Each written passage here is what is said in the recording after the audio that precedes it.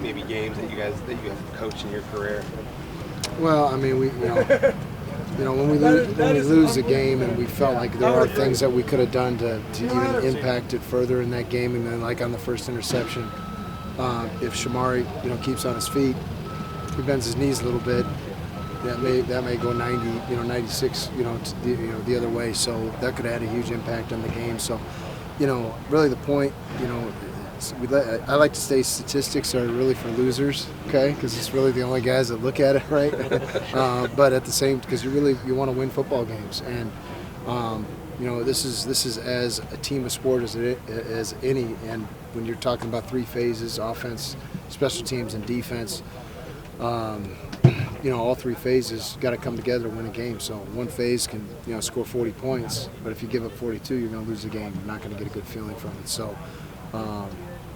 These guys care, and we're going to continue to build on it. If somebody had said Washington's not going to score an offensive touchdown, that you would have taken that, right? Like that. Yeah, that would have been hard to believe, going in. But at the same time, I mean, I believe in these guys, and the process doesn't change. I mean, our process is the same every week. So I continually harp to our guys and harp it all week. It's not about them, it's about us. It's not about our opponents, it's about what we do. It's not about what they do, it's about what we do. And our guys really bought into that, and they really took it like, hey, it's a one-on-one deal. All I got to do is my job, and if I do my 111th and I'm consistent, things are going to work out. What about playing Washington State? Obviously, you're probably going to say it's just another game, right? I mean, it really is. I mean, it really is. I mean, every week, it's funny. I've been asked it all week. Like, is this this game? You got a little extra, and I mean, every week I don't know how to put any more. You know what I mean? So I don't know how to put any more energy or effort into our game planning or into coaching these guys cumulatively or individually. Just us as a staff, we just follow a process, and we're going to just continue to follow that process. We're still laying the groundwork, we believe, and trying to build what our expectations are on our side of the ball, and we're going to continue to move forward. So Washington State is just our next point. And, personally, it's probably the only difference is I know a lot of those players, and I got a chance to coach a lot of those guys.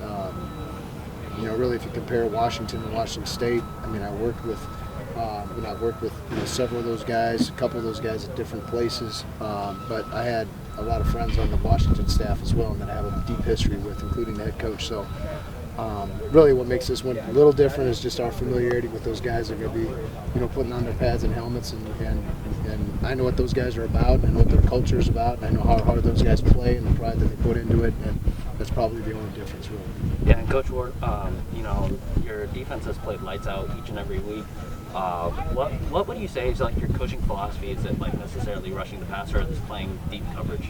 Well, I mean, it's just really situational defense, and we're trying to keep the ball in front of us, trying to stop the run. When we get an opportunity to hit the quarterback and get after the quarterback, we're going to do that. And this fly is a problem. It's been time bombing every too. I wonder if it's a mole. Okay, trying to get information.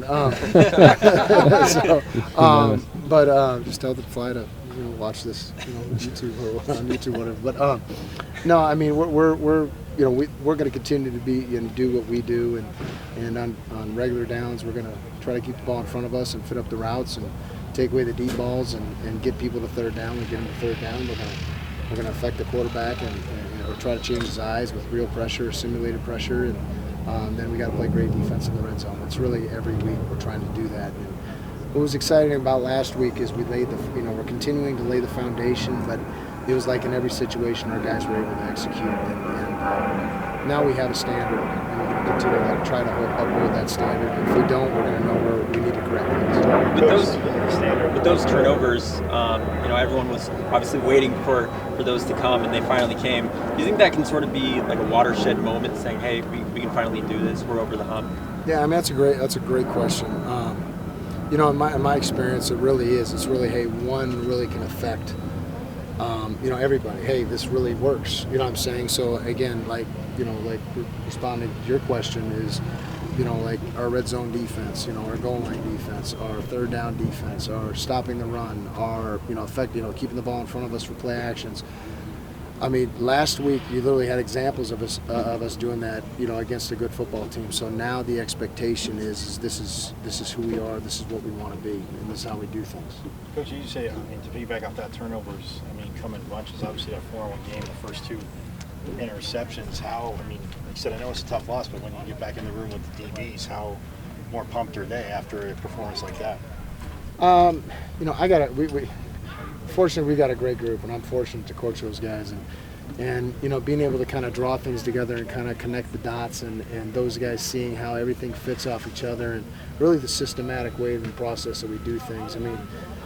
Those guys are just always, they're really hungry for knowledge, and they're hungry to continue to develop and move forward. I'm not going to say it's like more so. I think these guys just love playing football, and they really enjoy playing in this defense. Going against a quarterback like Cam Ward, you've had success in previous weeks against Shador, against Michael Penix last week. Does that sort of ease the preparation this week, knowing he's also a running quarterback? Cam is the most dynamic runner we're going to see. Okay, I would rather play the guy at USC than Cam, because Cam, he really is. He's very similar magician. Now, Cam's a gunslinger too. He's dynamic, with the ball in his hands. So it's really hard. Him and the guy from Washington, they're completely different football players. So, our approach has to be different.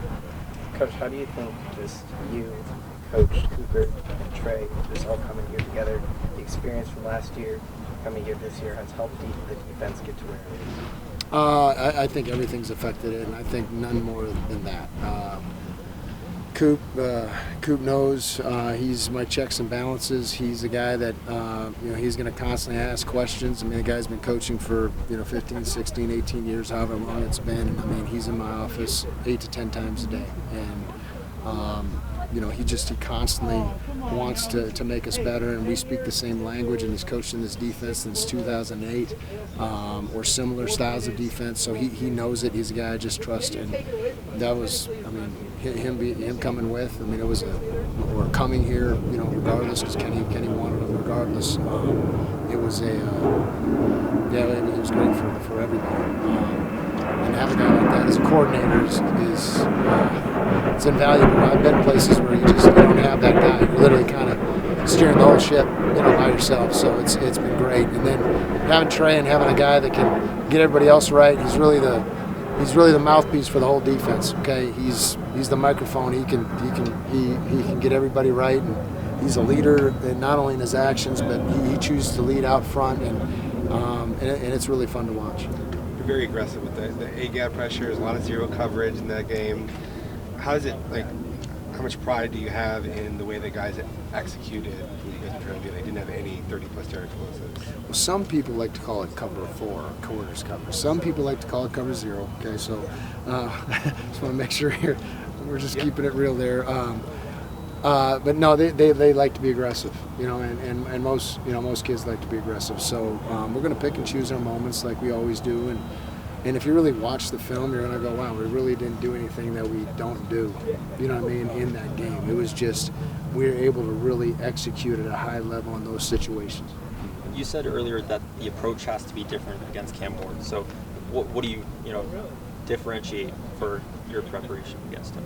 Just knowing when and where and how he responds and how he's going to react to pressure or pressure shows, and he's a dynamic guy. So whether you bring pressure or not, he's a guy that's gonna create. Okay, and if someone's not open initially, he's a guy that's he's going to try to make his guys get open, and these receivers do as good a job of getting open on scrambles as anybody in the country. And then on the other side, Elijah O'Neal got a lot more playing time and really produced. What went into sort of playing him more, and how happy were you with his performance? Yeah, Clayton Smith got put out in the first, I think it was the second quarter of the game, first third down, second quarter of the game.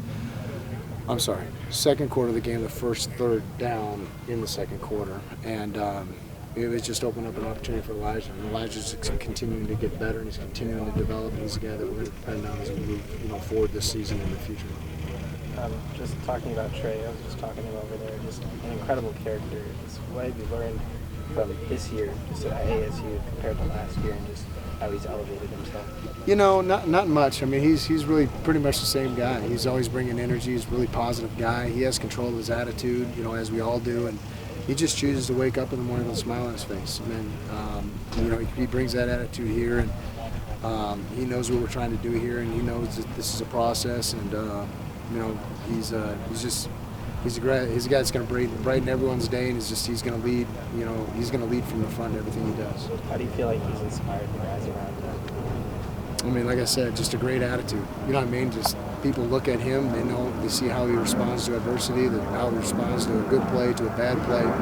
His demeanor really never changes. Yeah, over here, so obviously Washington is known as scoring a lot of points, being a high productive offense. So you only allowing 15 points on a high-scoring Washington team. How proud does that make you as a defensive coordinator?